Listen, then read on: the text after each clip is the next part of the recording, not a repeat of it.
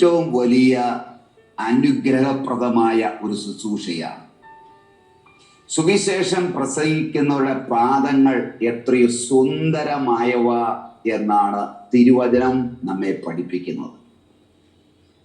ഇത് വളരെയധികം ബോധ്യപ്പെട്ടുകൊണ്ടാണ് ആ വലിയ ദൗത്യം കർത്താവ് ഈശോ മിശിഹായുടെ ആ സുവിശേഷം നിങ്ങളുമായി ഞാൻ പങ്കുവെക്കുന്നത്.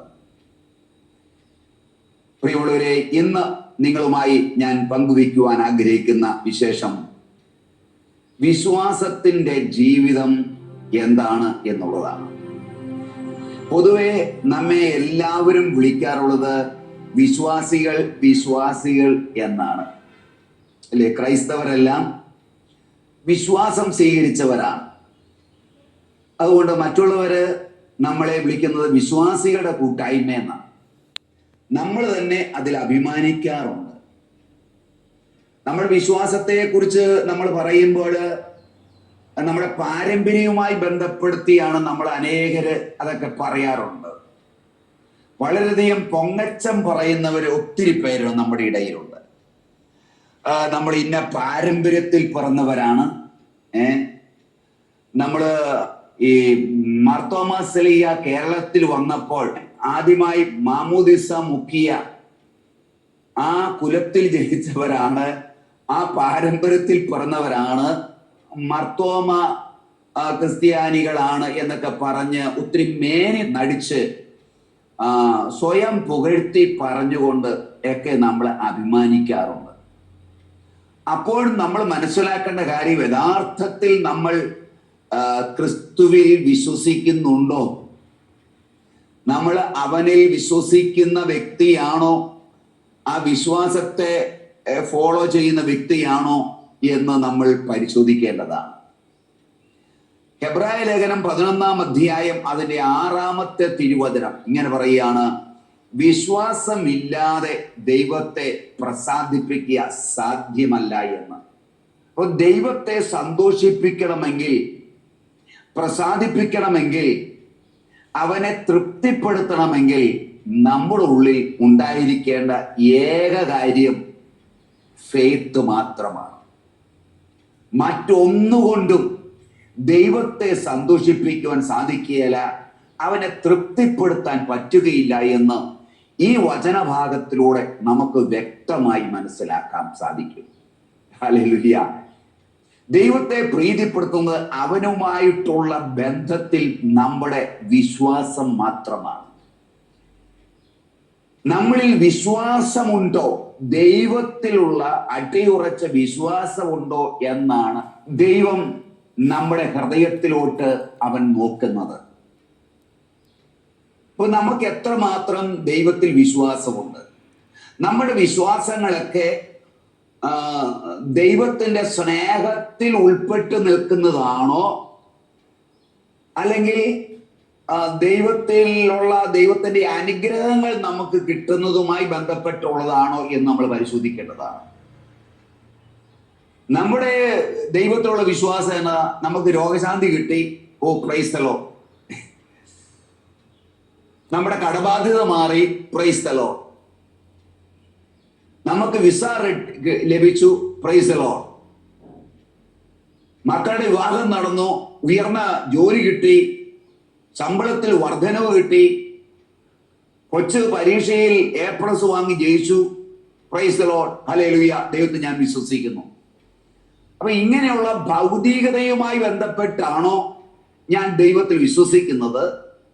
എന്നാൽ ഇങ്ങനെയുള്ള ഒരു കാരണങ്ങളും ഇല്ലാതെ തന്നെ ഞാൻ ദൈവത്തെ സ്നേഹിക്കുന്നു, എന്റെ ദൈവം നല്ലവനാണ്, അവൻ എന്നെ സ്നേഹിക്കുന്നു, അവൻ എൻ്റെ അപ്പനാണ്, അവൻ എൻ്റെ പിതാവാണ്, ആയതിനാൽ അവനിൽ ഞാൻ വിശ്വസിക്കുന്നു. ഈ ഒരു വിശ്വാസമാണോ നമ്മിലുള്ളത്? സ്നേഹത്തിൽ നിന്നാണോ ഞാൻ ദൈവത്തിന്റെ അടുക്കൽ വരുന്നത്? സ്നേഹത്തിൽ നിന്നുള്ള സംഭാഷണമാണോ എൻ്റേത്? അല്ലെങ്കിൽ ഭയത്തിൽ നിന്നുള്ള, ഭയപൂർവമുള്ള പ്രാർത്ഥനയാണോ എൻ്റേത്? മരണത്തെ ഭയപ്പെട്ട്, അപകടങ്ങൾ വരാതിരിക്കാൻ ഭയപ്പെട്ട്, നരകത്തിൽ പോകുമോ എന്ന് ഭയപ്പെട്ട് മരണത്തിന് ശേഷം എന്താ നമുക്ക് അറിയാമല്ല, അതുകൊണ്ട് പ്രാർത്ഥിക്കുന്നു. ഇങ്ങനെയുള്ള ഭയത്തിൽ നിന്ന് ഉത്ഭവിക്കുന്നതാണോ നമ്മുടെ പ്രാർത്ഥന? സ്നേഹത്തിൽ നിന്ന് ഉത്ഭവിക്കുന്നതാണോ പ്രാർത്ഥന? സ്നേഹത്തിൽ നിന്ന് ഉത്ഭവിക്കുന്നതാണ് വിശ്വാസപരമായിട്ടുള്ളത്. ഹല്ലേലൂയ. അപ്പോൾ നമ്മുടെ ഈ വിശ്വാസത്തെ ഇപ്പോൾ നമ്മൾ വിശ്വാസിയാണ് എന്ന് പറയുകയും വിശ്വാസത്തിന്റെ പാരമ്പര്യമാണ് എന്ന് തുടരുന്നത് എന്ന് പറയുകയും ചെയ്യുന്ന നമ്മൾക്ക് ഇത് ഏത് തരത്തിലുള്ള വിശ്വാസമാണ് നമ്മളിലുള്ളത് എന്ന് നമ്മൾ പരിശോധിക്കേണ്ടത് ആവശ്യമാണ്. കൊരിന്തോസുകാർക്ക് ലേഖനം 5-ാം അധ്യായം 7-ാമത്തെ തിരുവചനം, ഞങ്ങൾ നയിക്കപ്പെടുന്നത് വിശ്വാസത്താലാണ്, കാഴ്ചയാലല്ല.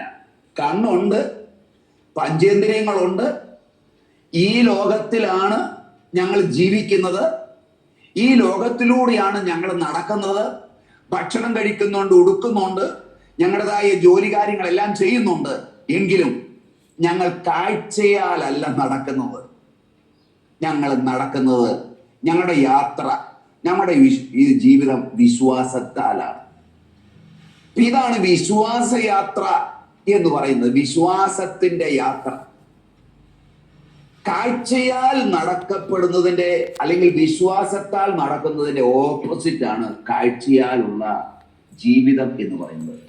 വിശ്വാസത്തിന്റെ ജീവിതം, വിശ്വാസ ജീവിതത്തിന്റെ ഓപ്പോസിറ്റ് ആണ് കാഴ്ചയാലുള്ള ജീവിതം. കണ്ടതുകൊണ്ട് ഞാൻ വിശ്വസിക്കുന്നു. ഇന്നെല്ലാവർക്കും തെളിവാണല്ലോ വേണ്ടത്. തെളിവാണ് എല്ലാവർക്കും വേണ്ടത്. അവിടെ ദൈവം പ്രത്യക്ഷപ്പെട്ടു, ഇവിടെ ദൈവം പ്രത്യക്ഷപ്പെട്ടു, അവിടെ കാണുന്നു, അവിടെ കണ്ണുനീർ, ഇവിടെ കണ്ണുനീര്, അവിടെ അടയാളം, ഇവിടെ അടയാളം. അതിന് ശാസ്ത്രീയമായ തെളിവുകൾ കൊണ്ടുവരുന്നു, ഉറപ്പിക്കുന്നു. ഇങ്ങനെ എല്ലാം നമ്മുടെ മുമ്പിൽ കൊണ്ടുവന്നിട്ട് നമ്മളെ വിശ്വസിപ്പിക്കാൻ ശ്രമിക്കുക. അങ്ങനെ തെളിവുകളുടെ അടിസ്ഥാനത്തിൽ വിശ്വസിക്കുന്നതാണോ വിശ്വാസം? പൗലോസ് പറയും, ഞങ്ങൾ കാഴ്ച കണ്ടിട്ടല്ല വിശ്വസിക്കുന്നത്, തെളിവുകളുടെ അടിസ്ഥാനത്തിൽ അല്ല ഞങ്ങൾ വിശ്വസിക്കുന്നത്. ഞങ്ങൾ കണ്ടുകൊണ്ട് കണ്ടു അതുകൊണ്ടല്ല വിശ്വസിക്കുന്നത്, പിന്നെയോ അല്ലാതെ ഒരു വിശ്വാസത്താലാണ് ഞങ്ങൾ നയിക്കപ്പെടുന്നത്. കാഴ്ചയാലല്ല, വിശ്വാസത്താൽ. ആ വിശ്വാസത്താലുള്ള യാത്രയിലേക്കാണ് ക്രിസ്തു പ്രിയമുള്ളവരെ നമ്മളെ വിളിക്കുന്നത്. റോമാക്കാർക്ക് ലേഖനം അതിന്റെ 10-ാം അധ്യായം 17-ാമത്തെ തിരുവചനം ഇങ്ങനെ പറയുന്നു, ഇതാ വിശ്വാസം കേൾവിയിൽ നിന്നും, കേൾവി ക്രിസ്തുവിനെ കുറിച്ചുള്ള പ്രസംഗത്തിൽ നിന്നുമാകുന്നു. ഹല്ലേലൂയ. വിശ്വാസം ലഭിക്കുന്നത്, വിശ്വാസം ഉണ്ടാകുന്നത് എവിടുന്ന? കേൾവിയാലാണ്. കേൾവിയാലാണ്. കേൾവി എന്ന് കേൾക്കുമ്പോഴാണ് വിശ്വാസം ഉണ്ടാകുന്നത്? ക്രിസ്തുവിനെ കുറിച്ചുള്ള പ്രസംഗത്തിൽ നിന്ന്, ക്രിസ്തുവിന്റെ വചനത്തിൽ നിന്ന്, ക്രിസ്തുവിനെ കുറിച്ചുള്ള വചനത്തിൽ നിന്നാണ് എനിക്ക് വിശ്വാസം ഉണ്ടാകുന്നത്, കിട്ടുന്നത് എന്നാണ് തിരുവചനം പഠിപ്പിക്കുന്നത്. വിശ്വാസം കേൾവിയിൽ നിന്നും, കേൾവി ക്രിസ്തുവിനെ കുറിച്ചുള്ള പ്രസംഗത്തിൽ നിന്നുമാകുന്നു. Hallelujah, hallelujah. പ്രിയമുള്ളവരെ, അതുകൊണ്ടാണ് നമ്മൾ ദൈവവചനം വായിക്കണം, വായിക്കണം, വായിക്കണം, പഠിക്കണം, ധ്യാനിക്കണം എന്ന് വീണ്ടും വീണ്ടും ഞാൻ ആവർത്തിച്ച് നിങ്ങളോട് പറയുന്നതിന്റെ കാരണം, ദൈവവചനം നമ്മൾ വായിക്കുമ്പോൾ നിങ്ങൾ വചനം കേൾക്കണം, കേൾക്കാനുള്ള സാഹചര്യങ്ങളെല്ലാം കേൾക്കണം. ഒപ്പം അതിനപ്പുറത്ത് അവരവർ വ്യക്തിപരമായി നിങ്ങൾ സമയം കണ്ടെത്തി നിങ്ങളുടെ കൈകളിലിരിക്കുന്ന അല്ലെങ്കിൽ വീട്ടിലിരിക്കുന്ന ബൈബിൾ ഉപയോഗിച്ച് നിങ്ങൾ തന്നെ വായിക്കണം. ഒരധ്യായം മുഴുവൻ വായിച്ചു തീർക്കുക, അല്ലെങ്കിൽ ബൈബിൾ മുഴുവൻ ആദ്യം മുതൽ അവസാനം വരെ ഒറ്റയടിക്ക് വായിച്ചു തീർക്കുക എന്നുള്ളതല്ല. ഒരു വചന പാരായണം നടത്തുക എന്നുള്ള ഉദ്ദേശമല്ല ഞാൻ പറയുന്നത്. എല്ലാ ദിവസവും സമയം കിട്ടുമ്പോൾ ഒരു ചെറിയ പാരഗ്രാഫ്, ഒരു ഖണ്ഡിക നിങ്ങളൊന്ന് വായിക്കുക, ഒന്നുകൂടെ റിപ്പീറ്റ് ചെയ്ത് വായിക്കുക, 3, 4, 5 പ്രാവശ്യം ആവർത്തിച്ചു വായിരേ. ഏത് മനോഭാവത്തോടെ? ദൈവമേ, ദൈവത്തിന്റെ പരിശുദ്ധാത്മാവേ, നീ എന്നോട് ഈ വചനത്തിലൂടെ സംസാരിക്കണമേ എന്ന് പറഞ്ഞുകൊണ്ട് ഈ എഴുതപ്പെട്ട വചനം വായിക്കുമ്പോൾ നിങ്ങൾ പരിശുദ്ധാത്മാവിനെ കൂട്ടുപിടിക്കണം. അവൻ സഹായകനാണ്. എപ്പോഴും നമ്മുടെ കൂടെ ഇരിക്കാൻ വേണ്ടി ദൈവം അയച്ച സഹായകനാണ് പരിശുദ്ധാത്മാവ്. അപ്പൊ ദൈവത്തിന്റെ എഴുതപ്പെട്ട വചനം നമ്മൾ വായിക്കുമ്പോൾ ഈ പരിശുദ്ധാത്മാവിനെ നമ്മൾ ക്ഷണിക്കണം. ഈ പരിശുദ്ധാത്മാവേ, നീ എന്നെ സഹായിക്കണമേ. ഞാൻ വായിക്കുന്ന അക്ഷര ലിപിയിലുള്ള ഈ വചനത്തിലൂടെ ദൈവമേ, അങ്ങ് എന്താണ് എന്നോട് സംസാരിക്കാൻ ആഗ്രഹിക്കുന്നത്? അങ്ങനെ നമ്മൾ പ്രാർത്ഥിക്കുമ്പോൾ പരിശുദ്ധാത്മാവിന്റെ സ്വരത്തിന് വേണ്ടി കാതോർത്ത് നമ്മൾ വായിക്കുമ്പോൾ, പ്രിയമുള്ളവരെ, നമുക്ക് അതിലൂടെ ദൈവം നമ്മളോട് സംസാരിക്കുന്ന അനുഭവം ഉണ്ടാവും. ആ വചനത്തിലൂടെ നമ്മളോട് ദൈവം സംസാരിക്കും. ദൈവത്തിന്റെ സ്വരം ആ വ്യക്തിയുടെ ഹൃദയങ്ങളിൽ മുഴങ്ങുന്നത് ആ വ്യക്തിക്ക് ആക്കാൻ പറ്റും. ഹല്ലേലൂയ.